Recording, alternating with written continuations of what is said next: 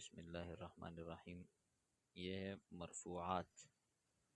یہ مرفوعات کی جمع ہے، اس کا مطلب ہوتا ہے کہ وہ اسم جس پر پیش ہو، جو علامت رفع پر، یعنی جس کے اوپر علامت رفع ہو، اس کو مرفوع کہا جاتا ہے۔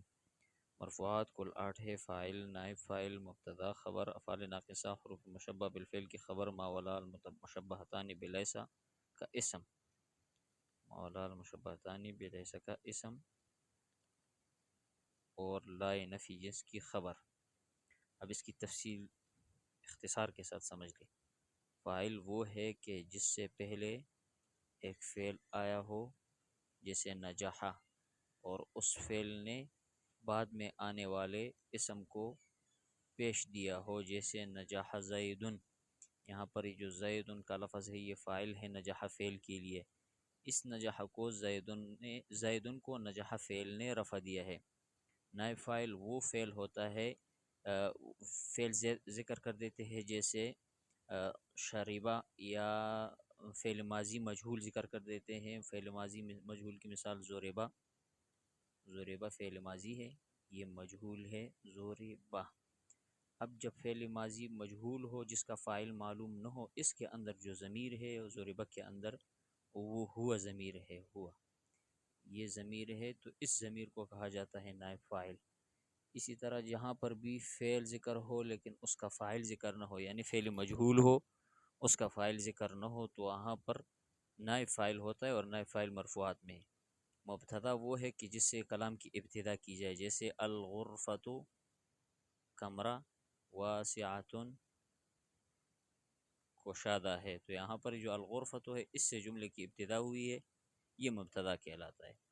خبر وہ ہے جو جملے کے مکمل یعنی مبتدا کے بعد جو آئے اور مبتدا کے بارے میں جو خبر دے اسے کہا جاتا ہے خبر، یہ بھی مرفوع ہے۔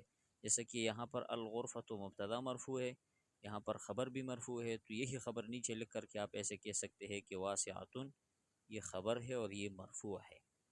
افعال ناقصہ چند افعال ایسے ہے کہ جس کو افعال ناقصہ کہا جاتا ہے، وہ کان سے شروع ہو جاتے ہیں نا، کانا، لیسا، یہ جو امسا، سارا، ظل، اصبح، یہ کئی افعال ہے، اس کو افعال ناقصہ کہا جاتا ہے۔ یہ افعال ناقصہ اس لیے کہتے ہیں کہ یہ جہاں پر آ جاتے ہیں تو پھر یہ فعل متعدی کی طرح، جس طرح فعل متعدی کے لیے مفعول کی ضرورت ہوتی ہے، اسی طرح کان کے بعد جو اسم آ جاتا ہے اس کے لیے اسم کے لیے صفت کی بھی ضرورت ہوتی ہے۔ تو افعال ناقصہ کا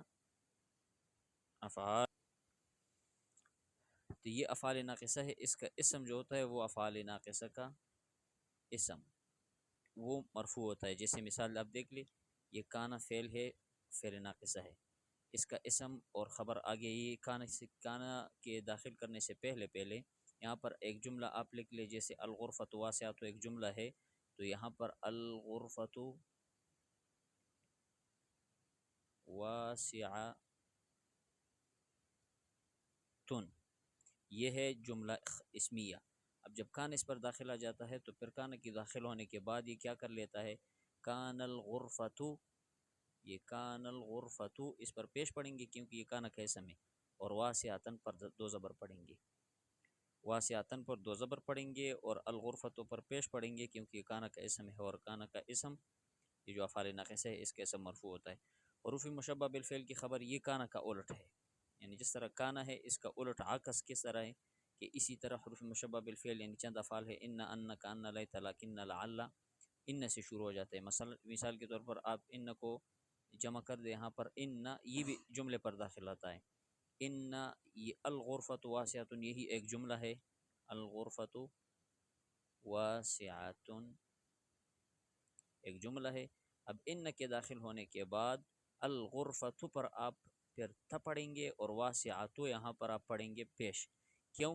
یہ حروف مشبہ بالفعل ہے، اس کو کہا جاتا ہے حروف مشبہ بالفعل، یہ اس کا اسم ہے حروف مشبہ بالفعل کا، اور یہ جو آگے آ رہا ہے یہ اس کی خبر ہے، تو حروف مشبہ بالفعل کی خبر یہ ہے اور یہ مرفوع ہوتی ہے۔ ما ولا المشبہتان بلیس کا مطلب یہ ہوتا ہے نا کہ وہ ما اور لا، وہ ما اور لا جو لیسے کے ساتھ مشابہ ہو، یعنی وہ ما اور لا جو افعال ناقصہ کے ساتھ مشابہ ہو۔ چونکہ افعال ناقصہ یہ ہے کانا اس کا اسم مرفوع ہوتا ہے، تو اس کے ساتھ جو ما ولا المشبہتان بلیسا مشابہت رکھتے ہیں تو اس کا اسم بھی مرفوع ہوتا ہے۔ جیسے ما زیدن قائمہ. اب یہاں پر آپ زیدن پڑھیں گے کیونکہ یہ ما والا یہ جو ما ہے یہ کان کے ساتھ، کان کی طرح، کان کے جو افعال ناقصہ ہے اس کے اندر ایک لیس بھی ہے، تو یہ اس لیس کے ساتھ مشابہ ہے. لا نفی جنس کی خبر، لا نفی جنس کا مطلب ہوتا ہے وہ لا جو کسی اسم پر آ جاتا ہے، وہاں پر جنس کی نفی ہوتی ہے. مثلا اب دیکھیں لا رجل فی الدار، لا رجل فی الدار، یہاں پر یہ جو لا ہے اس کے بعد جو آیا ہوا ہے یہ رجلہ، یہ رجلہ اس کا اسم ہے، فی الدار یہ آگے خبر ہے. اب یہ خبر آپ یہاں پر محذوف نکالیں گے کیونکہ اس کے لیے آپ پڑھیں گے موجودن، لا رجل فی الدار موجودن، تو موجودن کو آپ مرفوع پڑھیں گے، اور یہ جب مرفوع پڑھیں گے یہ اس کی خبر ہے، یہ لا نفی جنس.